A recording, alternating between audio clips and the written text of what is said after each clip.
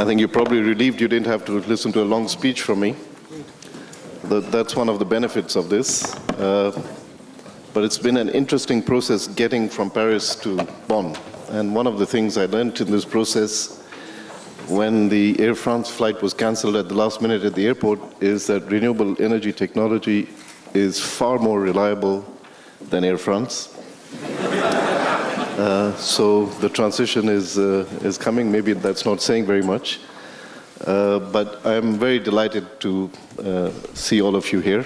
Thank you so much for taking the time, making the effort to join us for this discussion, which I think will be a very interesting one, because I genuinely think that we are poised at a very important moment in the transformation of the global energy system. Renewable energy is increasingly seen as a major part of the solution for the future. And you, coming from government, coming from private sector, from academia, from civil society, are the people who are at the forefront of this discussion.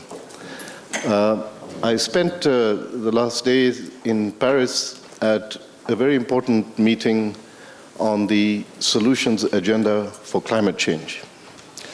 We had many of the principal actors in the Paris negotiation on climate who were present there, sharing perspectives. And it's very clear to me that there's an increasing understanding that climate change presents one of the most defining challenges for the international community in the coming years, and that there is a political determination to find solutions, including for deep decarbonization. But it also struck me how generally ignorant the climate and diplomatic community are about what's happening with energy transformation.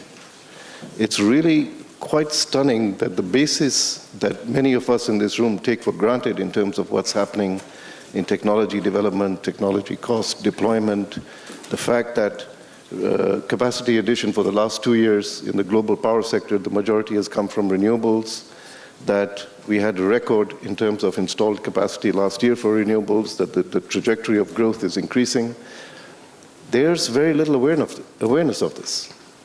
And I think it's really important from our perspective as the international organization charged with supporting countries in this transition to get this message out.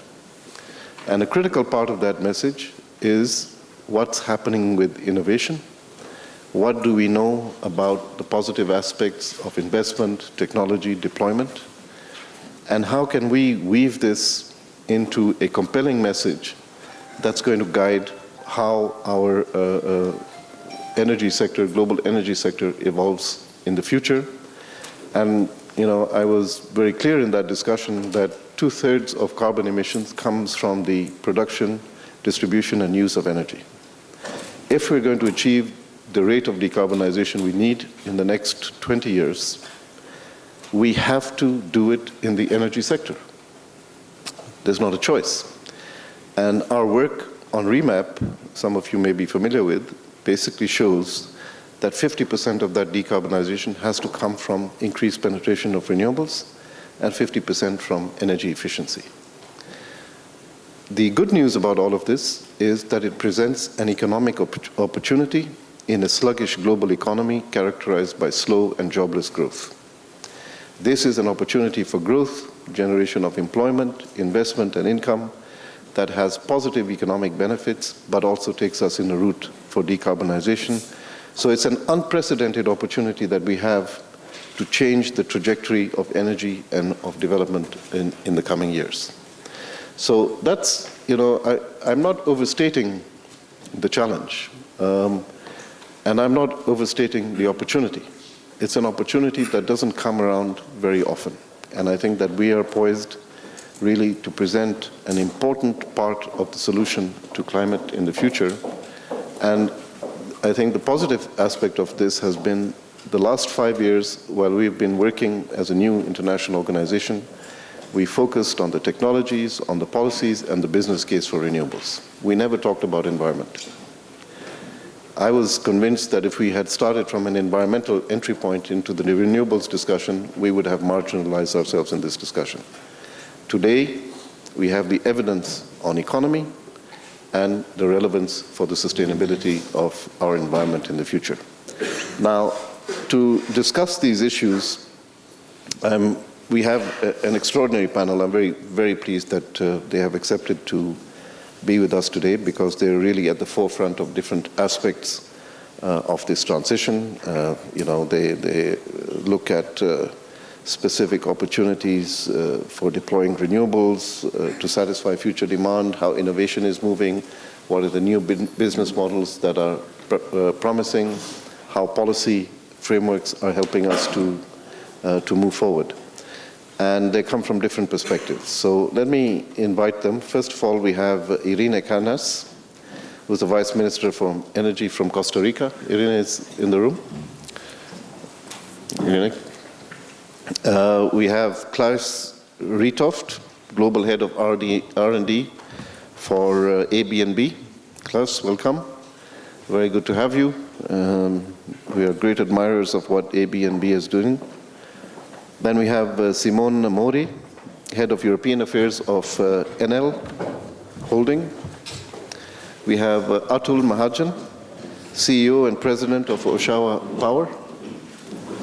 I assume you're a Canadian, Atul. It's great to have Canada back in the international fold in a positive way. We have Pierre Bernard, CEO, Friends of the Supergrid. Pierre, welcome. And we have Ilya Borisovich Golkin, Director of the Department for International Cooperation at the Ministry of Energy for the Russian Federation. Welcome. Welcome. Good to have you, Ilya. An extraordinary panel.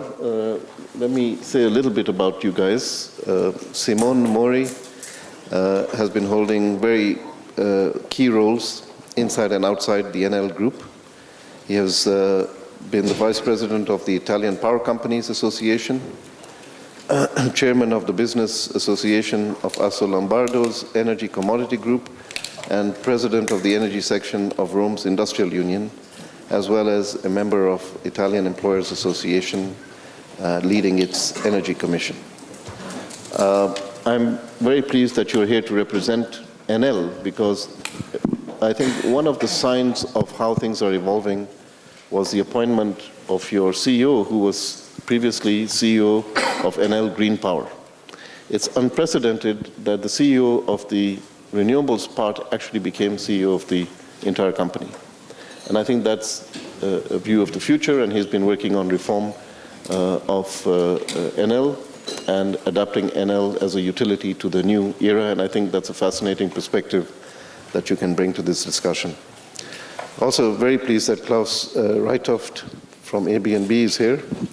He's been in this position since 2013 and has held management roles in power and automation technologies in both ASEA Sweden and ABNB's Swedish and Swiss operations. And prior to this, he was Chief Technology Officer for the company's Power System Division, and he's going to tell us all the secrets about the future of technology, Claes. So we're looking forward to that. Atul Mahajan. I'm very pleased to have Atul here.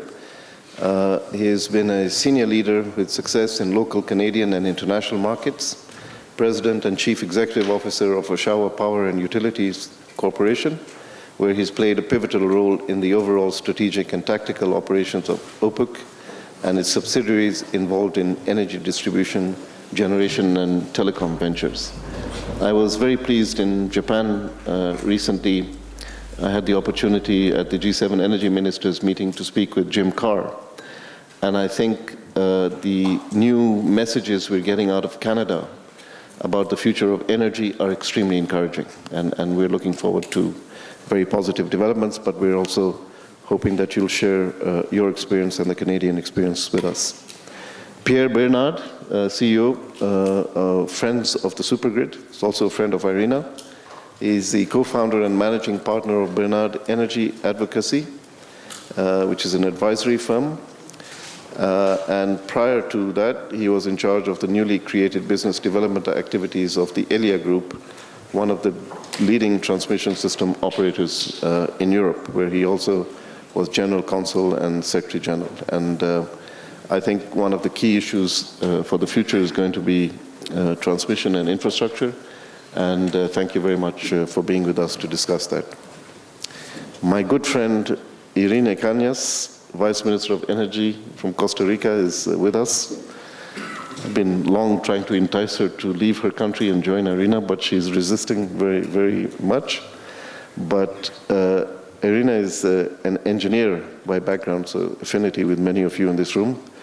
But she's done an extraordinary role in Costa Rica in terms of overseeing the shift to powering the electricity system with renewables alone, and was in office in this responsibility when Costa Rica went, I understand this is true, 75 days during 1 year using only renewable energy sources to meet its electricity demand. And that was in last year. So you have remarkable achievements, tremendous challenges ahead also, and we hope that you will share that experience with us. And last but not least is Ilya Golkin, Director of the Department of International Cooperation at the Ministry of Energy. He's an economist and has been employed in various economic organizations in the Russian Federation, including the Chamber of Commerce and Industry. And he entered the Ministry of Energy 2008, serving as Deputy Director at the Department for International Cooperation before being appointed as its head.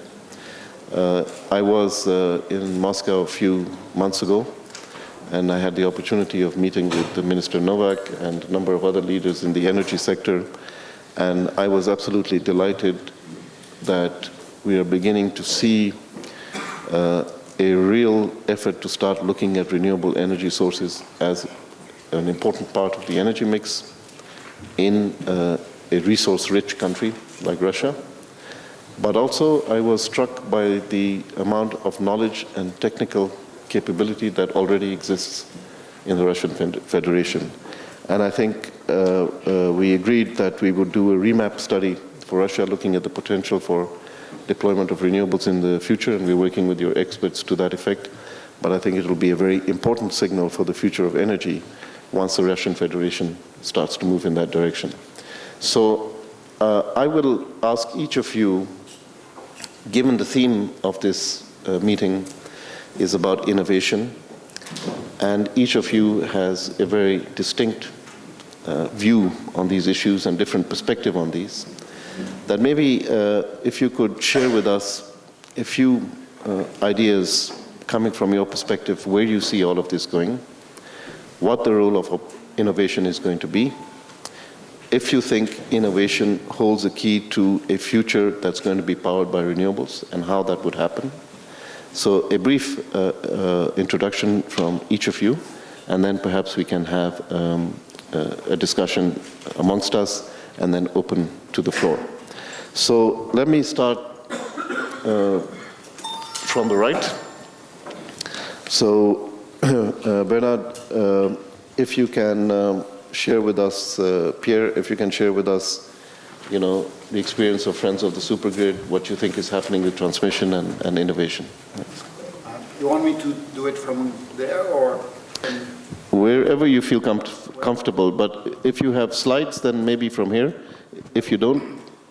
I don't have slides, but I like to use my hands when I do. Okay, all right. Well, yeah, I think I'm far enough away from you. Thank you.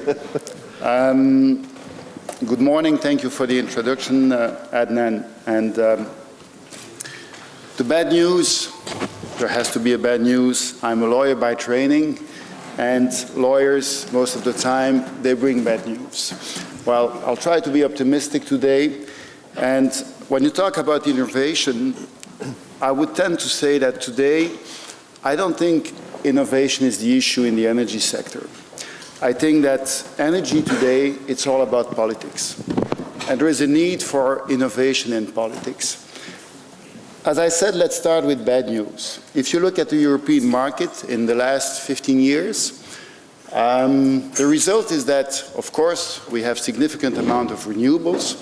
And let me be clear, I'm a 100% green guy. I want to go for a lot of renewables, as much as we can, as fast as we can. But I'm getting older, and when we get older, you become more realistic also. And what I see is that today in Europe, after 15 years of liberalization of the market, we do have about 5,000–6,000 pages of energy laws. 5,000–6,000. We had less than 500 15 years ago. It takes between 7 to 15 years to build lines. We have great people here about technology. Try to imagine what the technology that we have, and I think someone earlier this morning said we have seen tremendous changes. I would say we haven't seen it yet. It's going to be even much better in the future. But in 15 years, people are looking at projects of transmission and distribution lines today that will be commissioned at best in 8, 9, 10 years, probably in 12, 13 years. The consequence of that is that we're going to end up with a lot of stranded assets. And when we talk about stranded assets, money will run away. And to do this change, to do this transition, we do need money. So where's the issue? I think the main issue today is in the regulatory environment. The minister earlier before said, we are implementing a smart new design market. He's right, and this is the case in the US, this is the case for Europe in general. But the day it will be implemented, it will already be outdated. So do I have the magic key to that? No, I do not. But I think it's time that all of us, and especially the policymakers, they have to start changing their message. And we, as constituents, we have to change also. When you look around, people, they don't want gas. They don't want oil. They don't want nuclear. And I'm okay with that. Where I start having a problem is that a lot of people now start to say, well, I don't want a windmill close to my place. I don't want solar panels, or it's too expensive, or it has to be this, or it has to be that. And all of it has to be, of course, cheap. Well, that's the first big problem I have. We go through a transition of renewables, that's a good news, but it will not be cheap, and it will take time. And constituents should know that this will be one of the major issues. And I think it's the duty of politicians to start saying the truth by saying it will cost money, it will take time. The second main issue, I think, we're talking a lot about new technologies and prosumers. Well, I would like to see who is that prosumer. Of course, there are a couple of people that will use technology to have direct access to their energy consumption and etc. But most of us, we don't even know what's in our energy bill. Go, and we are specialists, this is our day-to-day business. Go and ask the guy into the street, what is green power, what is gas? He doesn't know, and to some extent, he doesn't care. What he wants is to be sure that we have lights on. Well, I think before we really spend a lot of time and money on prosumers, we should also educate them. And there is also a message for innovation.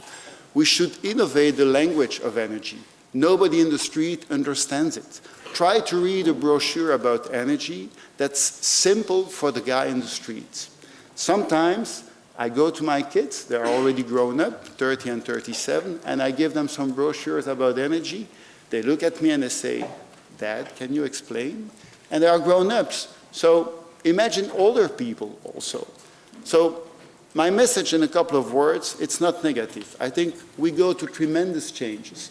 We see where is the end of it. Honestly, I think we all know that we're going to go to something that's very green, and it's good news, and I agree with you, Adnan, we have to go fast. Climate issue is not yet a nightmare, but it will be there. It will be a terrible problem, so we have to accelerate.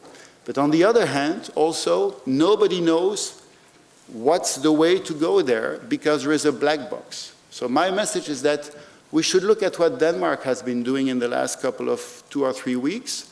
It was very courageous to say, time out, let's have a look at it. Let's look back to what we have done. We see that there is a lot of equity that is going away. Look at the big utilities in this country, E.ON, RWE, ENGIE in France, EDF. Half of their value, of share value, has been lost. It's part of the game, but is it really smart to do it that way? So I think, again, to make it short, innovation in the political message is essential, because it's time to go back to the people and say, yes, we're going to be green, we can do it, that's where we want to go, but it's going to be taking time and it's going to cost money also. Thank you.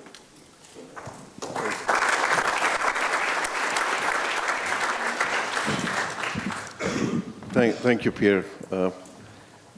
You've perfected the art of saying it's a positive message, but actually giving us not such great news. But I think there are very, very important and interesting issues you've raised there, and I think we'll elaborate some of those more in the discussion. But Atul? So thank you, Adnan, for inviting me to share my thoughts, and I'm looking forward to learning from most of you, probably through the Q&A. But just a little bit about, I thought I'll give you an introduction in two parts. One, at a macro level, which is more about Ontario and probably the globe, since we have a global audience here. And then the second part is more about innovation, and just to follow up on what Pierre was saying, innovation in the context of disruptive technology and the fact that the consumers are really not that much aware. You were talking about unawareness in terms of climate change. A lot of our customers, and we are customers too, and if you think about yourselves, how much do we really understand as customers what our utility company bills us? So being a utility guy, following up on a lawyer's remarks, I have a tough job. So a bit about Ontario in the context of renewables. So we all know Ontario has Niagara Falls. Hopefully you've all heard of Niagara Falls, if not seen it. It's not just for honeymooning. It produces a lot of power. Ontario's got right now roughly about 40% of our supply mix of about 35,000 megawatts or 35 gigawatts comes from nuclear, and about 30% from gas. And then the balance is really renewables. We have, because of pricing carbon, in a way, gotten out of coal. Ontario used to have about 25% coal. Last year was the year where we completely switched off of coal. The other thing that Ontario has done, or is going to be doing soon to address climate change, is cap and trade. So that, you know, the rules are being made as we speak or as we sit here and discuss this. But the clear signal in Ontario, and it's very similar to what Germany and a lot of other places are doing, is that we've got to pay attention to climate change. So the second thing, you know, from a renewable standpoint is when we look at renewables from a climate change aspect, for sure, renewables are going to play a huge role, and they are playing a huge role. And I think the minister talked about how the cost of renewables is coming down. There was a time there was a lot of negativity around renewables because it's not cost effective. And that was right. But because of policy and many other reasons, renewable cost has come down. But the other important aspect that I think renewables can play a huge role is to bring power to 1.2 billion people across the globe who don't have power, who've never seen power, or they see very unreliable power. In the age of technology, in the age of innovation, when we talk about microgrids, you know, whether it's in Africa or Asia, there's a huge population that could be served by what I would like to call the mobile technology in the energy industry, where you can leapfrog over the grid. And you don't have to extend the grid to these remote communities. You can power them. And certainly even in Northern Ontario, right now we power certain communities through diesel. Some of that diesel has to be flown in. If you haven't been to Northern Ontario, I highly recommend you don't go there in the winter time. The reality is that could be powered through innovation of these microgrids or nanogrids that people are talking about. So a bit about my day job and innovation. So we are a utility, and I think as a utility, we haven't seen much innovation. Probably, I hate to generalize it, but I would say utilities typically have not been on the forefront of innovation.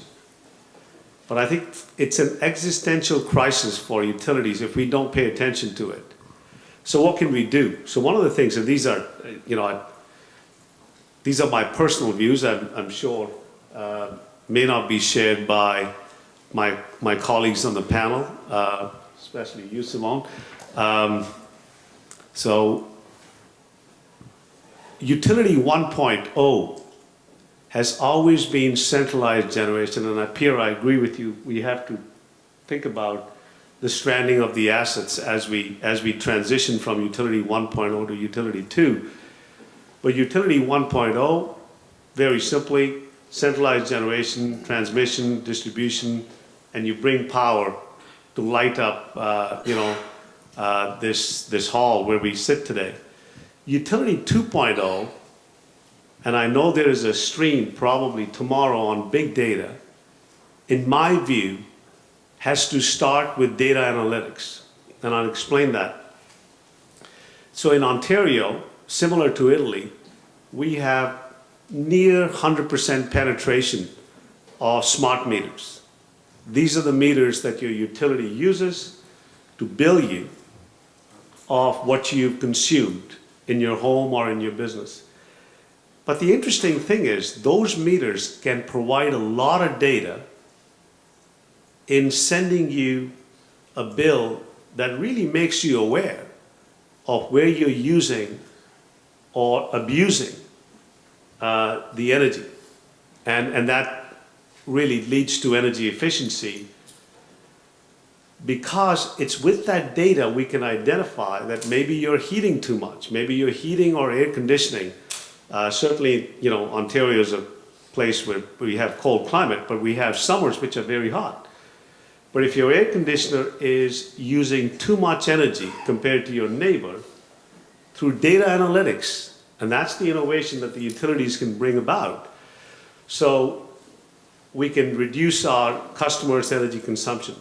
The other thing we can do is when we have seen that data, we can look at that database and combine it with a bunch of other databases to figure out if that customer's home is ideal for solar or some other technology, like, we have 100% penetration of gas, or near 100% penetration of gas, which is a clean burning fuel, to switch from electricity to thermal and use micro turbines.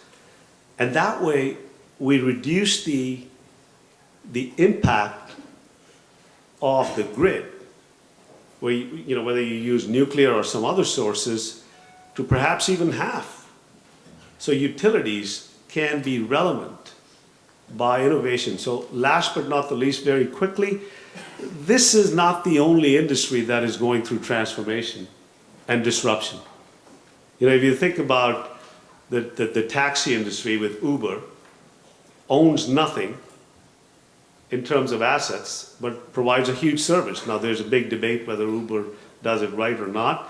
And then there's Airbnb, which has disrupted the hotel industry. So really, energy transformation, as we go through, there will be challenges, but we can do this. Thank you. Thank you. Very interesting perspective, Atul. And I think we'll explore a little later the difference for the utility challenges in the Canadian market as opposed to the European. Pierre talked about what he felt is over-regulation, political delays, lack of understanding among decision makers, and whether that's the same situation in other markets and the social acceptance issue, but we'll come back to that. Simone.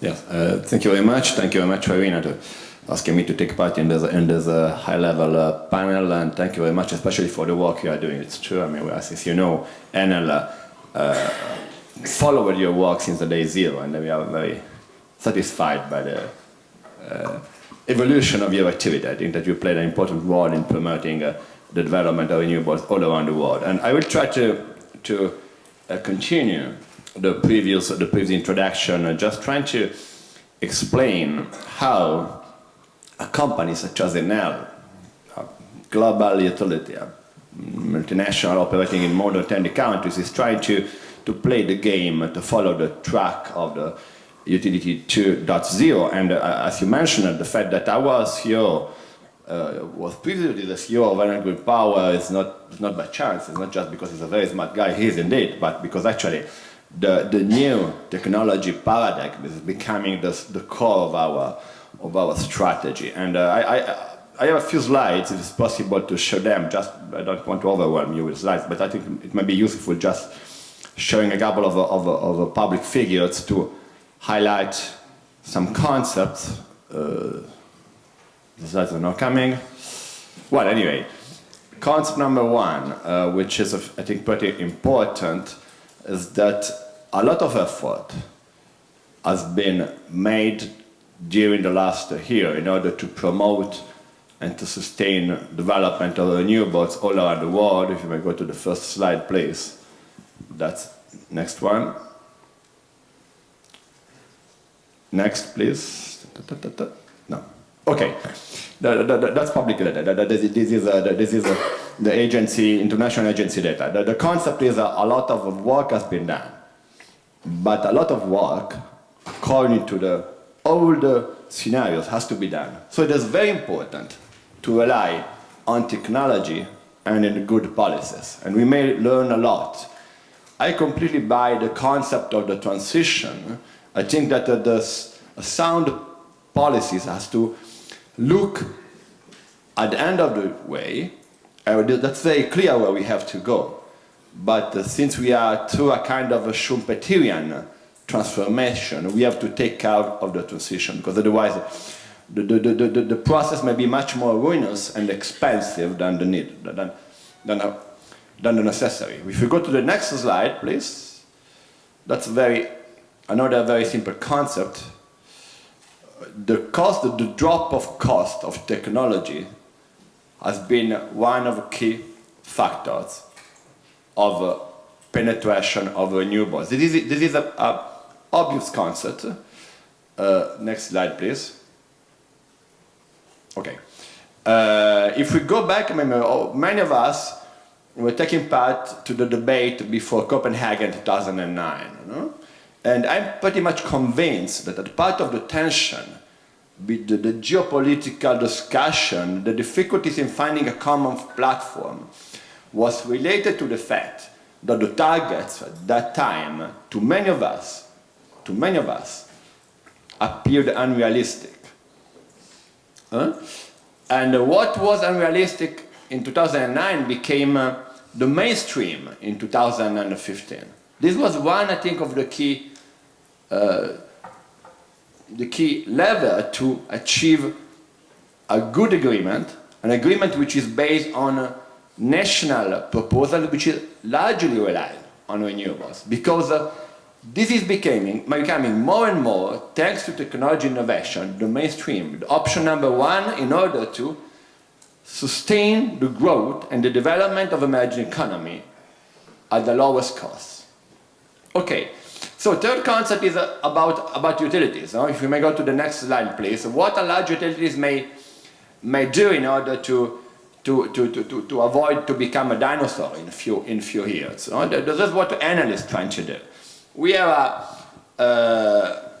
trying to lead a transformation for the traditional centralized model to the final one, which will be, as you said, very much related to technology, decentralization, data management, an environment in which the competition will change dramatically, but also the very nature of our competitors will change dramatically. And we may do that by being the leaders of the present phase, the present transformation, by trying to apply to be the best and the first in applying new technologies. Many of the technologies are there. The problem is to find the correct and proper environmental framework to be the first in applying effectively these new technologies. If we go to the next slide, I will try to show you what we are trying to do in practical terms. We are operating in more than 20 countries in more or less all the continents around the world. And if you look at our investment plan, this is the investment plan that we just presented to the financial community. Now that's a very timely data. The large majority of our investments are directed in two areas: renewable generation, mainly centralized investment, large projects in emerging countries. A minor share of that is in Europe. This should be matter of conversation probably for the Q&A session. Why Europe is becoming a less investment-friendly environment. And a large part is on the networks, because this is another key role of utilities 2.0, to create an infrastructure environment able to host this happy new world.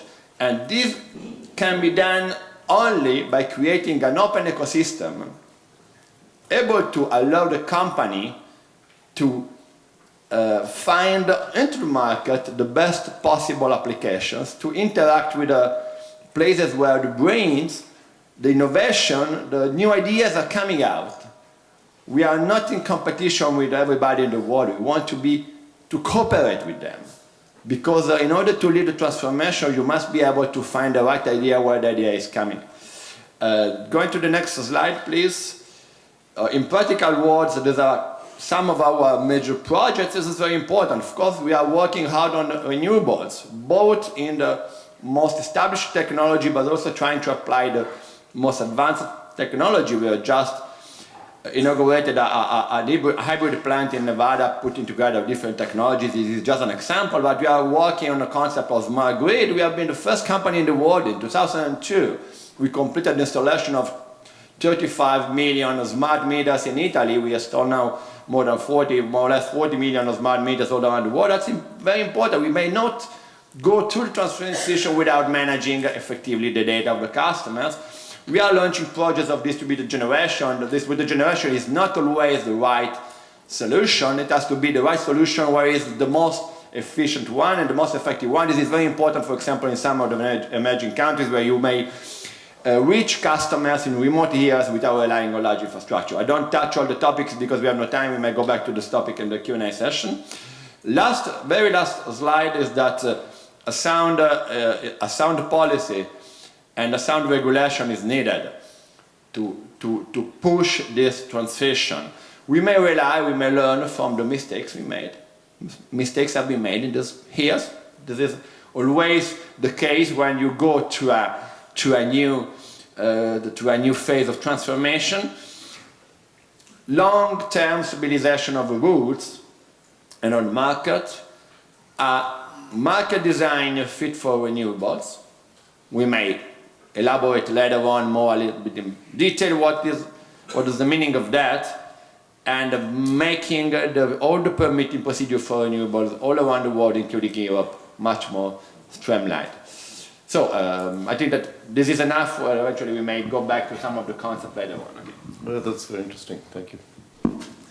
Thank you very much, Simone. I think both you and Atul have put a lot of emphasis on the evolution of the utility model to the 2.0.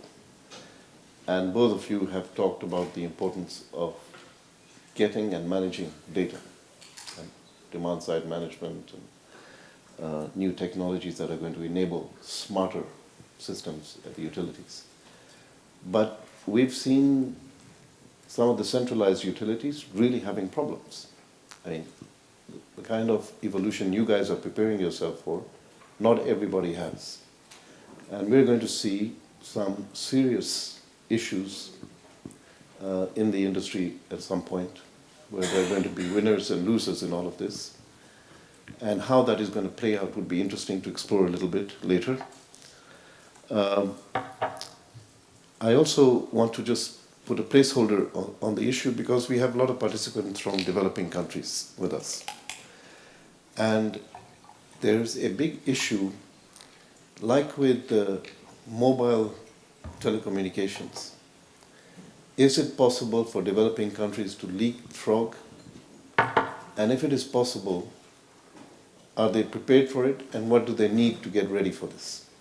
Because if we cannot ensure that the next huge growth of energy demand that is going to be in the emerging economies moves in a sustainable direction, then we don't have any hope of meeting our climate targets. So I just want to put that and come back to that issue. So we've had transmission, utilities, and we have Claes who's going to tell us about the future of technology. Right, I will try at least. I would like to put, first of all, thank you for inviting me, of course, but I'd like to put a little bit different spin on it and looking at it from a supplier perspective. And especially if we look at innovation for renewable power.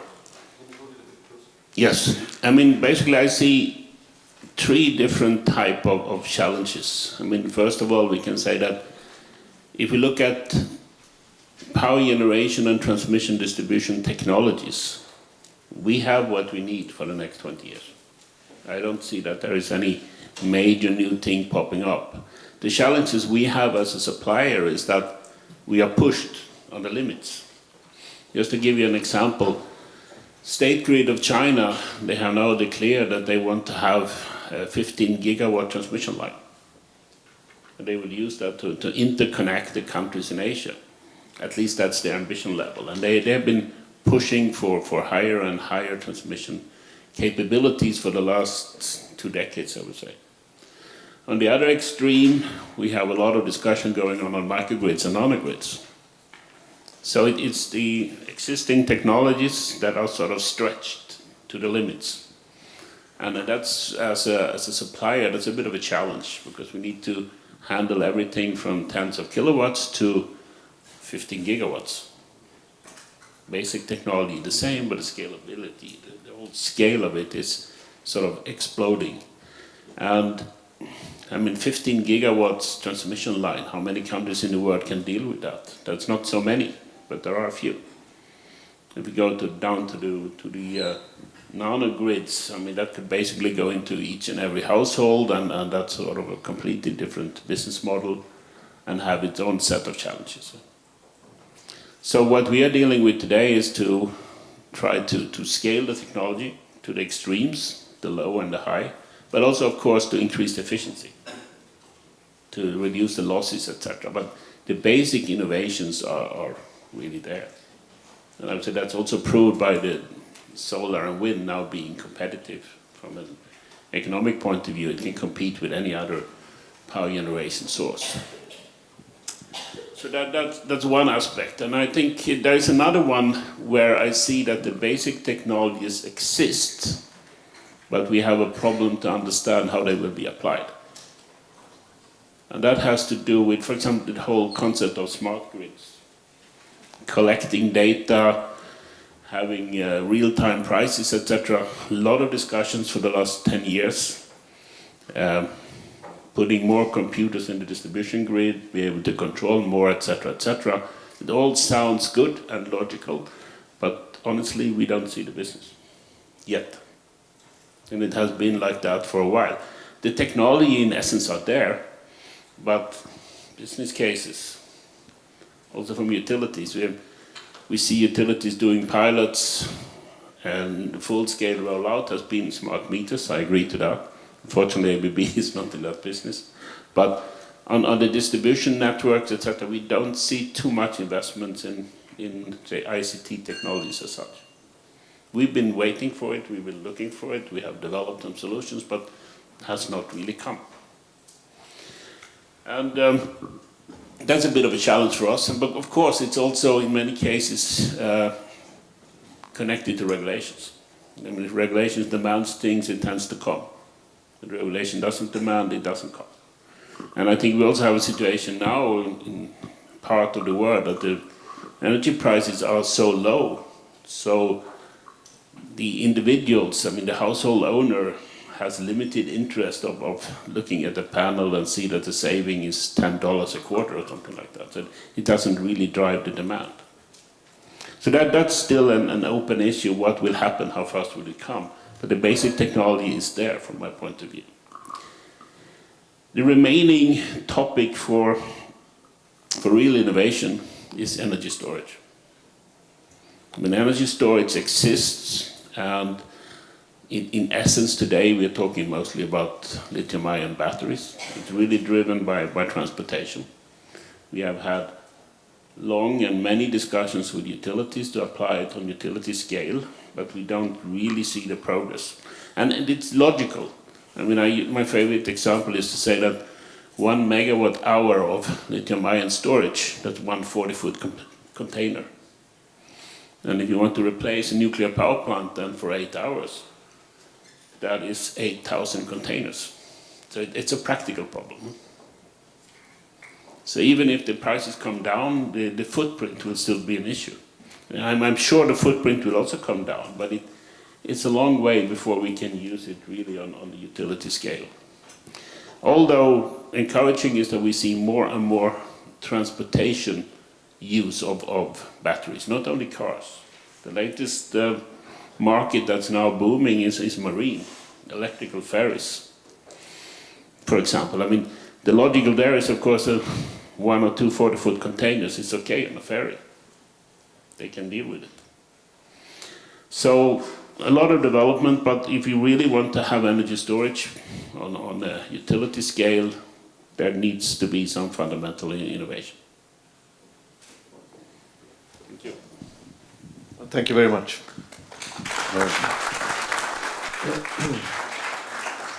Very, very interesting issues. You've raised one issue which I think is very important, because in Paris we had these 2 initiatives that were launched, Mission Innovation and the Breakthrough Coalition of Bill Gates. A lot of people working in renewables who were in Paris were not that happy about the messaging, because the messaging was, we are not going to be able to achieve the breakthrough with renewables unless we spend billions in innovation for the next generation of technology. We did an op-ed on this issue, which was basically that we have, as you said, we have the technology today to do it. It's how the business model has to evolve, how the technology has to be applied, how regulation has to change. So I think this is a very important part of the discussion, to get the message across that on the basis of the technology we have today, the transition is already happening. But look forward to the next wave of innovation, but just on storage. You know, I think people agree with you that utility scale storage is impractical for the reasons that you have spoken about.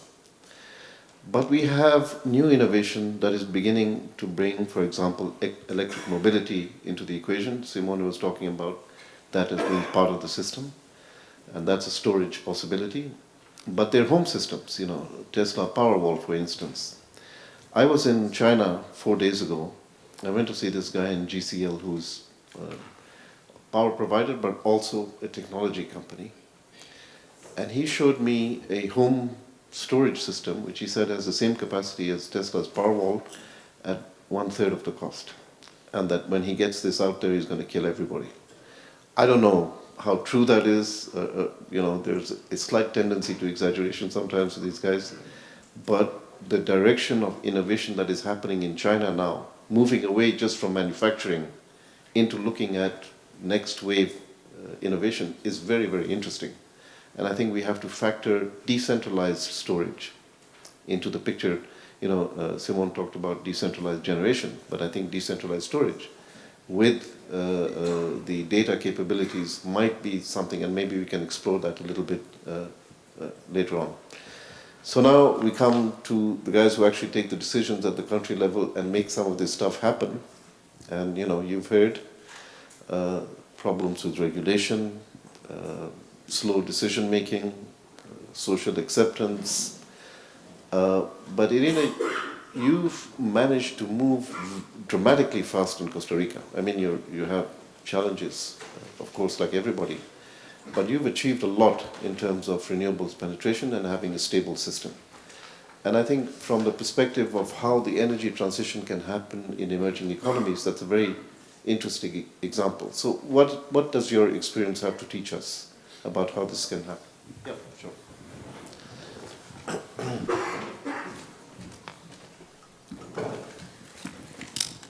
Well, good morning, everyone. Can you hear me? Yeah? Okay. Well, as Adnan introduced me, I'm an engineer, and I will give you better news than the lawyer. And I would like to begin sharing with you the experience of Costa Rica, and I will start with a little story that is actually related with our history. Costa Rica made a decision a long time ago. At the late 40s, the president at that time, he decided to do two important things. The first one, he decided to abolish the army in Costa Rica. So we don't have army. And the second one is that he was pushing to create the Costa Rican Institute of Electricity. And at that time, he decided two main goals for that institution. The first one, that we were going to develop just renewable sources. And the second one, that every Costa Rican has the right to access to electricity. And the great thing of this story is that this president, long time ago, is the father of Cristiana Figueres, the lady that was in charge of the negotiation of the COP21. So it is amazing. He was a visionary person. He was thinking ahead of us, and he was very clear the path that he wanted for the country. 67 years after that, his daughter had the challenge to agree with all the countries and to do a commitment for the climate change. And that's the reason why last year we had more than 300 days, 100% renewable generation. At the end of the year, 99% was generated with renewable energies in Costa Rica. So it is possible. It took us time, yeah, and the cost is an important issue. And I would like to share also an experience that I had 2 months ago. I was in a seminar with the industrial sector in Costa Rica. And the person that is in charge of the largest consumers in Costa Rica, he was telling me, nobody asked me if I wanted to be 100% renewable. Nobody asked me that. And I think it's very expensive. I prefer if the country will be generating with natural gas or with coal. It will be cheaper for us, and we can compete with other economies. And I told him, well, I believe that not all of the country will agree with you. I believe that we are most people that think that we are doing the right thing. And he told me, you know, we are losing the game. And when he was doing his presentation, he was comparing the industrial sector with a soccer game, and every slide was comparing with the soccer game. And we are losing the game. And I told him, well, it depends on which game are you playing. Because in the matter of the climate change game, I believe that Costa Rica is winning the game. We have done very well in the electricity sector. And I believe that in the next few years, the things are started to change. And in a few years, we will be leading this game. For example, Chile has already made the decision to put a tax on the fossil fuel generation. So they are charging 3% for diesel generation, 11% for natural gas generation, and 86% for coal generation. And that's a signal that the things will start to change. So in the matter of innovation, I agree with all the panelists that utilities, they had to change, and they have to be a new business model for them. But storage is also one of the main challenges. In the case of Costa Rica, our storage system is the hydroelectric plants with reservoirs. We have some of them that we can storage during the rainy season, and we can use the water in the dry season. But definitely storage, it will be one of the main challenges. But the other one that I wanted to introduce here is forecasting. If we are going to generate with natural sources, we will depend on the climate and the weather. So it would be very important to know very well when it will rain, when it will have wind, and also solar. So forecasting is one of the main innovations that we need, at least in tropical countries, when we have very fast changes in our weather. So I just wanted to finish my presentation telling you the good news. It is possible to be renewable, it takes time, but in the matter of cost, I think I'm positive on that. Because if the countries, they are going to commit with the COP21 agreement, they will have to put some taxes on the fossil fuel generation. Thank you very much.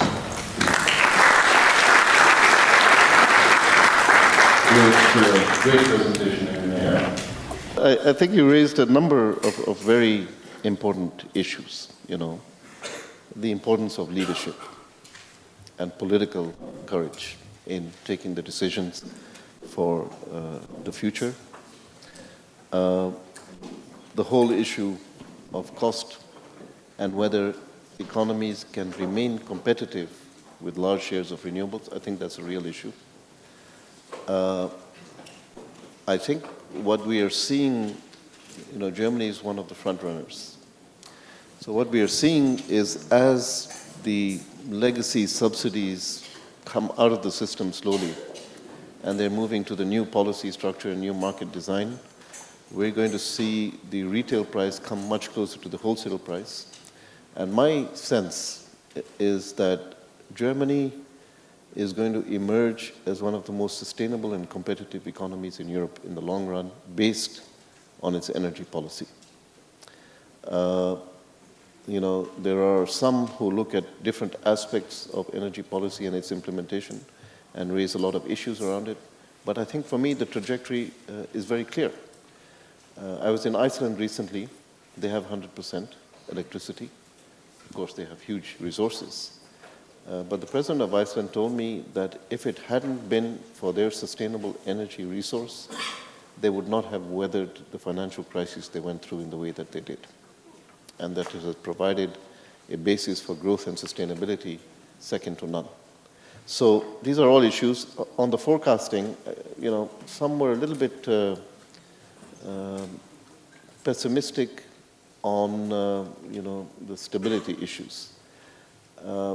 If you're familiar with the 50 hertz transmission region in Germany, east part of Germany, Boris has integrated 45% variable renewables in his system with absolute reliability, with a very precise forecasting system for wind and solar, which gives him within 2% accuracy in a 24-hour period.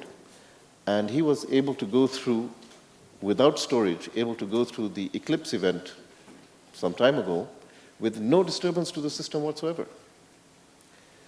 Rainer told me that he was going to talk this morning about the fact that they had one day in Germany, which is a big system, with 95% renewables in the system for that day, without any problem for the grid.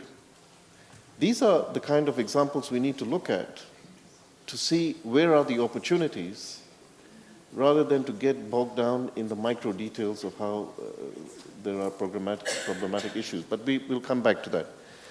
So Ilya, your country is rich in resources. You have hydrocarbons, you have minerals, you have all kinds of things. You have water, wind, everything. How are you looking at the future of energy? And for a country that is a big exporter of fossil fuels, but also has tremendous renewable potential, do you see a possibility for the Russian Federation to go in the direction of a sustainable energy system? And what would be the drivers of that?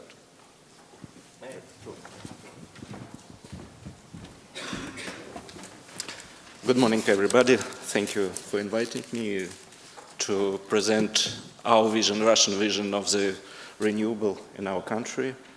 Lawyer is the most pessimistic, engineer is the most optimistic, so I'm an economist and I'm supposed to be the most realistic based on figures.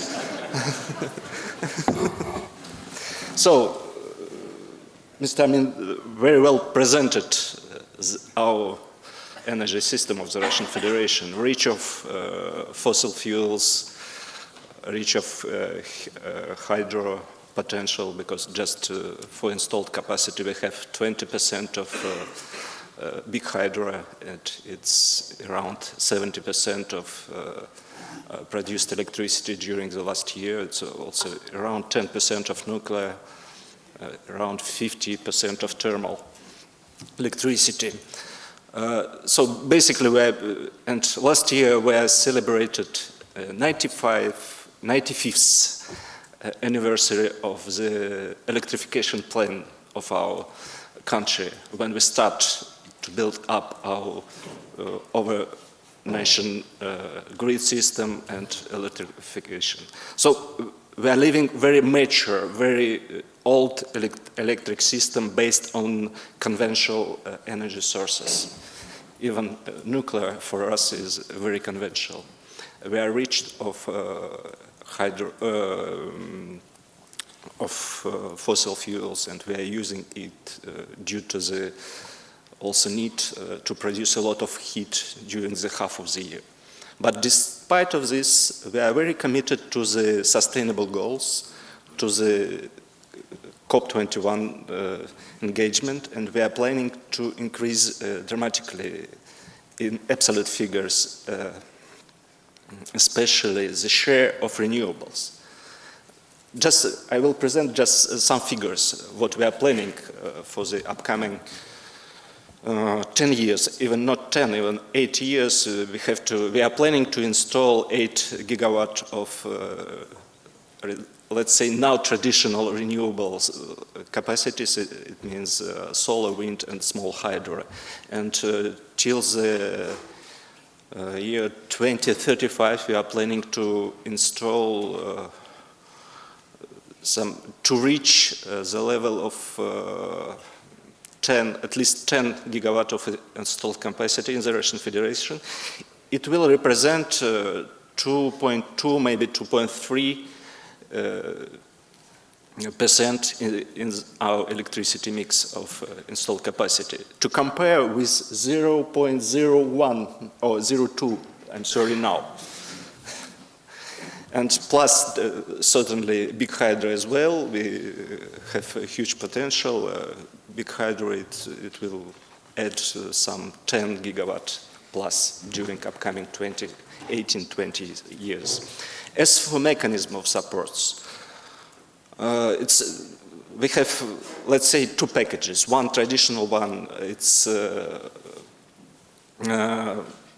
obligation of the grid company to purchase electricity from renewables. It's a subsidy for connection to the grid for the renewable capacities with a capacity up to 25 megawatts.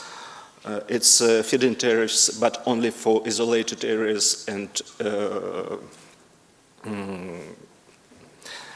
remoted areas out of off-grids solution. It's feed-in tariffs, special tariffs. It's one package, let's say, traditional one. And the second package, it's based on, but our market, our electricity market is very specific. Because we have a double tariff system, and consumers are paying not only for electricity generated, but also for capacity, for backup capacity not used. It provides to us the flexibility additional flexibility, and at the same time it gives what the Enel representatives called long-term price decisions. Because selected equities, they have possibility to sell capacity for 10 years for the tariffs they have, and they have possibility to plan the investment and the return of capital. And the second package of support is focused on on the conditions of the return of capital invested in the renewable energy. And recent statistics shows that the most popular renewable energy as for selected project for this government support, it's during the last 3 years, it's a solar. We still have quotas not taken by possible investors for at least 1.5 gigawatt for upcoming 3 years only in wind, and about 300 megawatt for small and medium hydro not selected. The support is expecting investors. And from our points of view, it's very, very attractive. So we are committed as well to the renewable energy development in Russia. And I'll try to be brief, and by finishing, I would like to share with you, I don't want to try to sum up our discussion, but some challenges and problems we will face in the future. It seems to me that we've discussed our discussion, it was in the logic, in the old logic, in the logic of grid, and the problematic how to integrate renewables, how to operate, how to assure flexibility of the grid. But I believe that the future of functioning, the keywords which could describe the future, it's independence of consumers, independent and new competitions of old generators with the new ones at the smaller level, at the level of residential production, independent of grid, at the level even of industrial consumers, maybe small, medium consumers, maybe even big consumers, independent of the old generators. Maybe it will be also of grid solutions, even in the developing countries. And from this perspective, I fully agree that one of the main challenges how to assure flexibility of supply or self-supply, which will be the most economical, viable storage, or by another word, backup solution for such new design of the market and how to deal with it. Maybe even during these 3 days of discussion, we will focus on this issue as well. Thank you very much.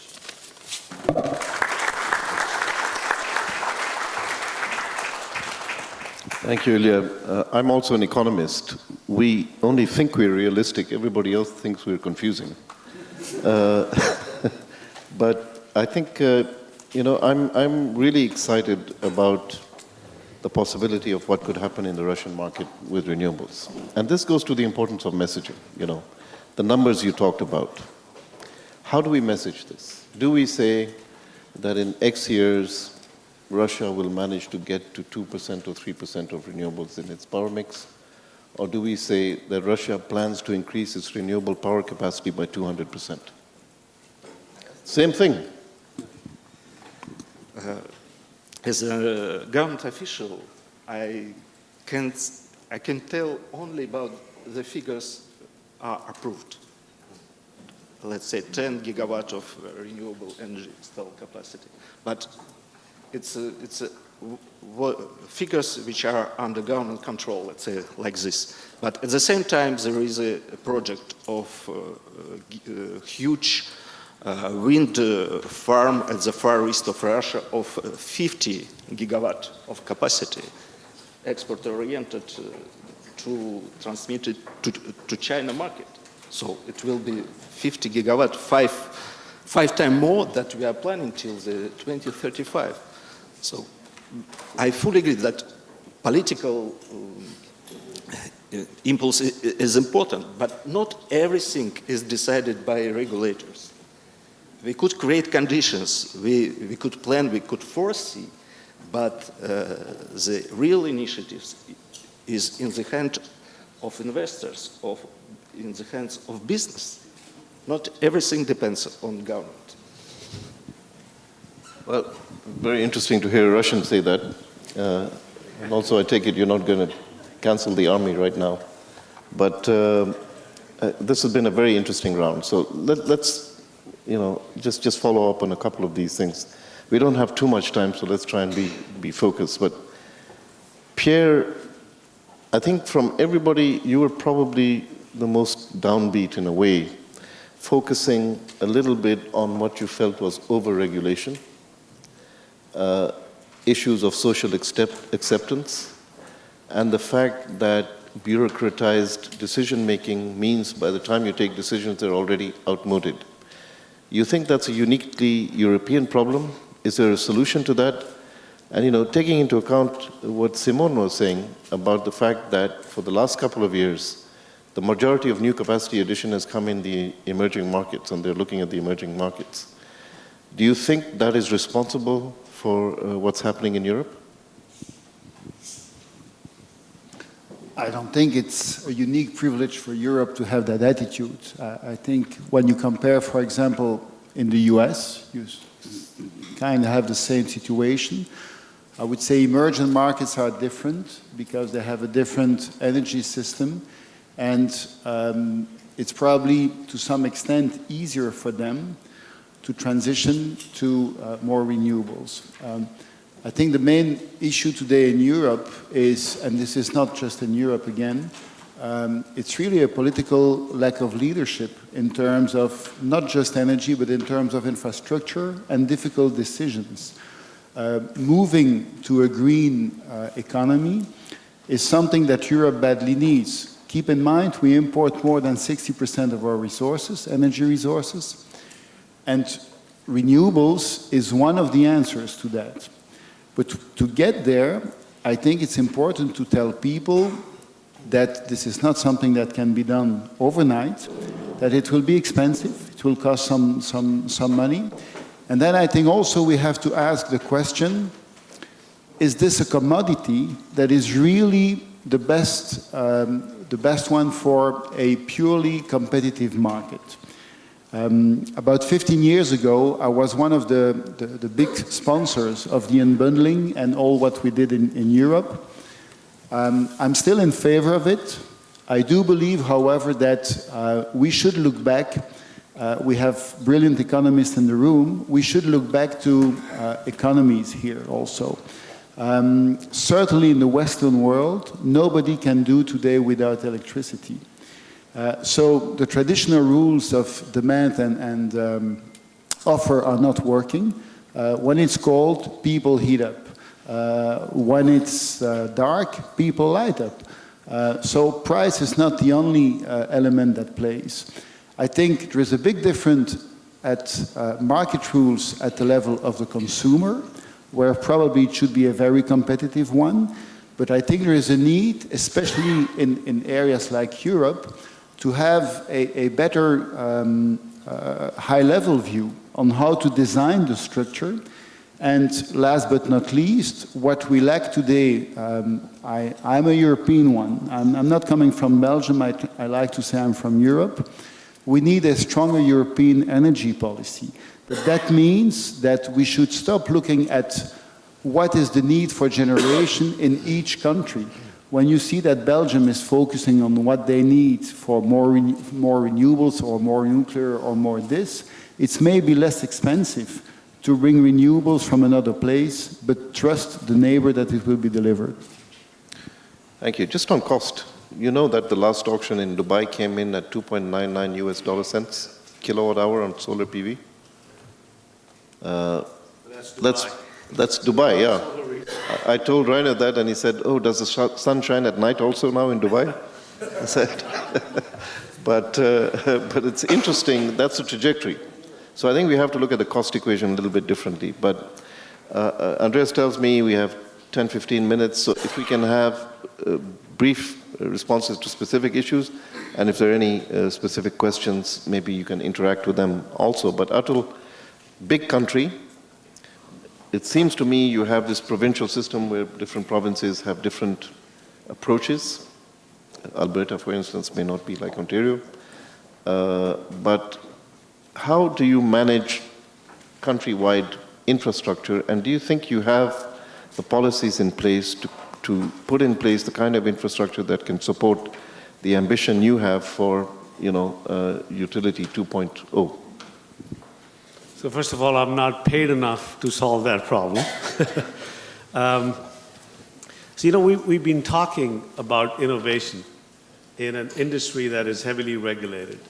So I'll paint you a scenario. Two hard-working utility guys, or hardly working utility guys, they work so hard, they die, they're at the heaven's gate. So God says, I'll give you one wish each. So the first guy says, we should have 100% renewables. God looks at him, he says, you know what? That's possible, but not in your lifetime. That's understandable. And then the second guy says, well, not only do I want 100% renewable, but I want light regulation, not no regulation, light regulation. God looks at him, thinks about it very hard, thinks about it again, and he says, it'll happen, but not in my lifetime. So the reality is we're talking about innovation in an industry that is very heavily regulated. I would say that if we want innovation, we have to think as utilities, and I know it's not easy, and I think we've talked about that. We have to think like disruptors. No one at SpaceX had the courage to say, well, NASA never took a rocket to deliver a payload and then said to their engineers, as optimistic as they are, well, bring it back and land it on a barge, and we don't care how you do it. So SpaceX just landed their second Falcon just off of Miami on a barge. So how do you make innovation happen? I think we have to. I agree with one of the panelists who said, it's not about technology. I think the technology exists. It's just about how we think. We have to think different, and we have to start thinking now. And I think it's possible. So from a policy perspective, I think it's got to be a change or innovation led by disruptive thinking. Even at the we have to start cannibalizing our own revenues and not wait for other disruptors to take away our lunch, so to speak. Excellent point. And I think, what we'd love to see is that utilities like yours and Enel actually become the trusted corporates as opposed to investment banks who are looking at a future in a positive way as a win-win scenario. I think that would be. You wanted to come back on that? I just wanted to say that, so one of the things that we are doing is the example I was giving you about data analytics. We're actually starting to deliver bills to our customers which break out always on, what your refrigeration is costing, what your swimming pool is costing you, and that kind of detail level, and use that data to also identify where we have partnered with the same company that partnered with Tesla, which is Panasonic out of Japan. So we partnered with the Japanese to launch a solar and storage. And I hate to admit it, it's still a pilot, but I think that the true test would be if we take that pilot, which I do think that you will have decentralized distributed generation, which we as a utility would build a virtual utility model to be able to bid it into the what they call ancillary services market, when it gets to a certain scale. Very, very interesting. I didn't know you had swimming pools. Do you have to break the ice to swim in Canada? I don't know, but... Yeah, we don't live in igloos all the time. Simone, you had a very interesting part of your, it was a very interesting presentation, especially the design of the system you're talking about, the future.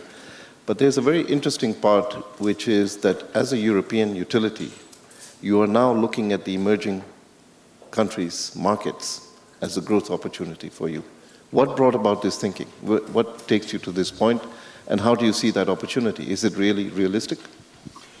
Oh, it is. As I said, in many of these countries, renewables are becoming option number one just because of the cost effectiveness of this investment. And then there is, in several cases, there is a regulatory framework which is really investment prone. What are the major differences in terms of policies? And going back to the first point that I think is very important, what may do Europe in order to catch a wave? I think there are three reasons why some of the prices of the tenders in many emerging countries have a level which is inferior than the average price of a energy commodity in Europe. Number one is the natural resources. We may not do much. We don't have as sun as in the Gulf or as wind as in some area of Brazil. No, not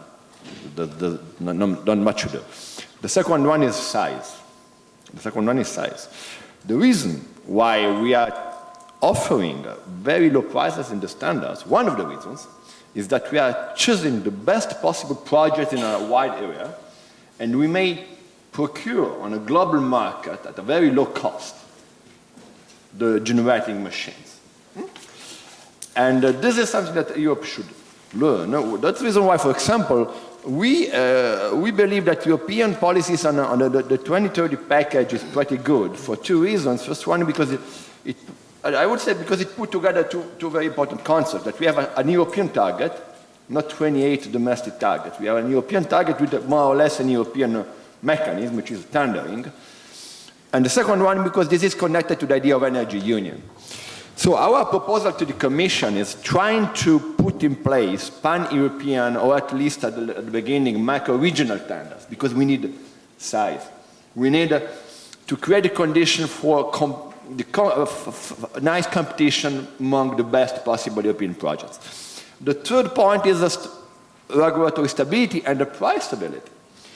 If you win a tender in Mexico, you have a reasonable expectation of what your revenues will be in the time, while in many cases in Europe, you are still subject to the volatility of the pool market, which is not working. I mean, the energy market, the short-term energy-only market in Europe is not working. It was created for another framework.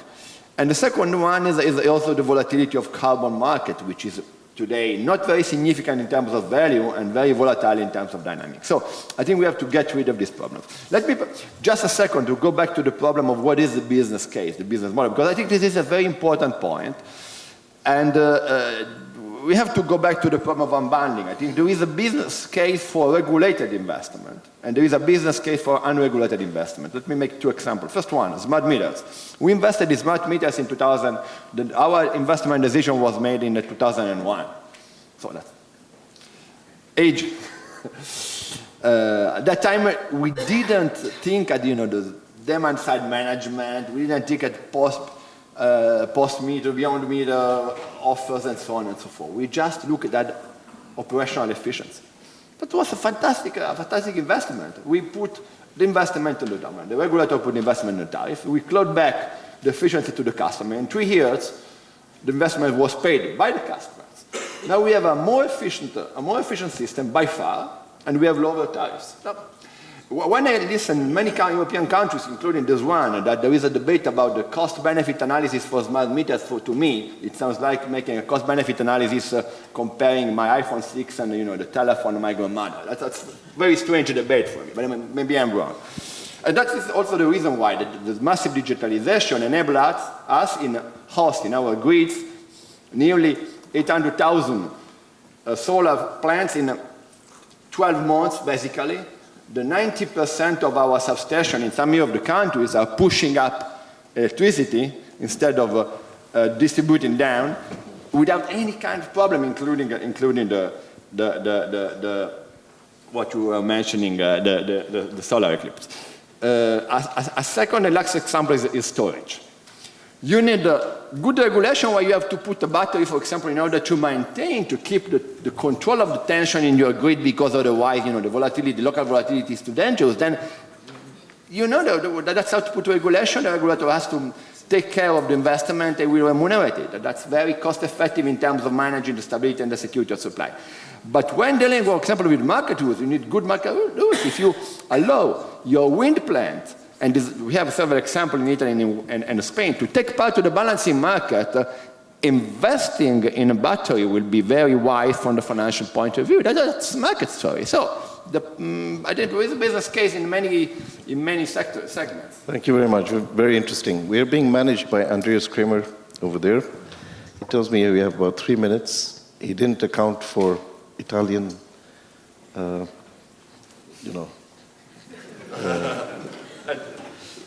flair. The only option we have is we want to go for more than 3 minutes. Nobody look at him for the next 5 minutes.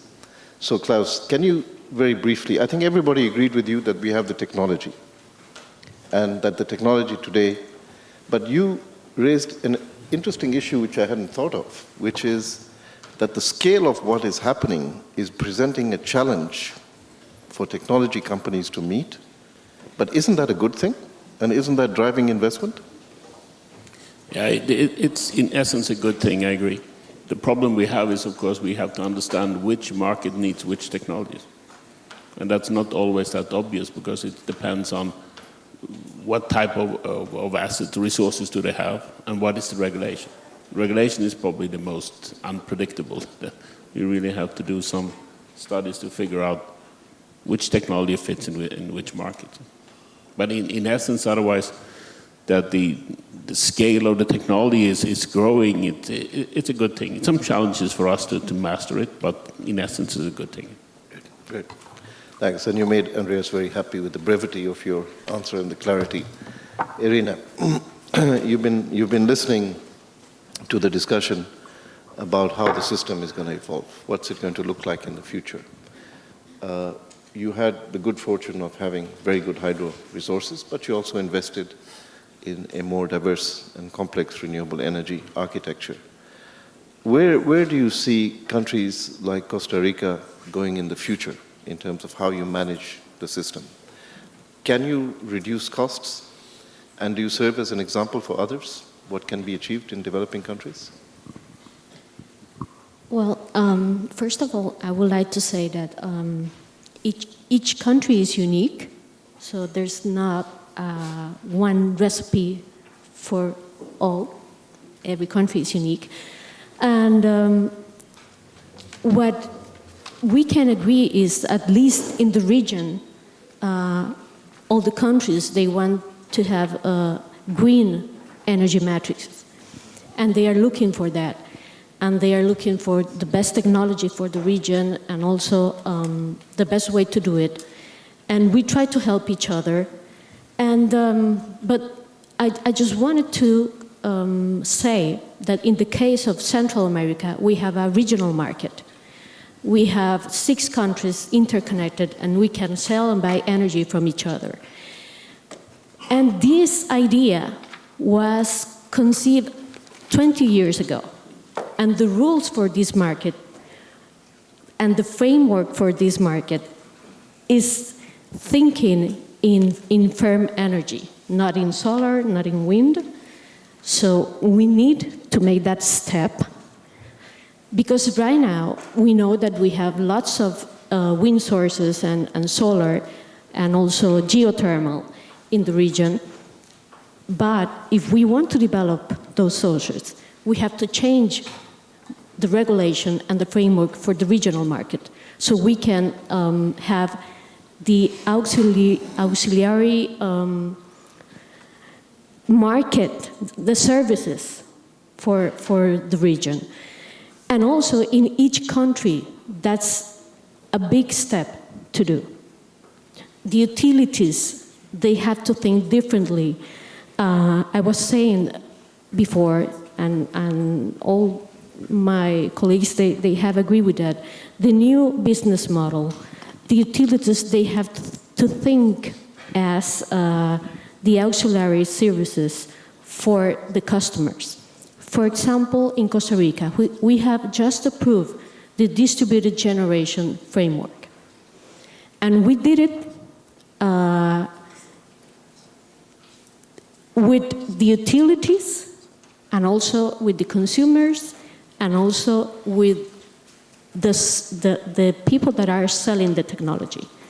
So we were trying to make the framework that works for our country.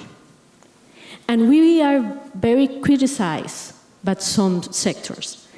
And for example, in Costa Rica is a tropical country, a beautiful country, so we have a lot of foreign people living there.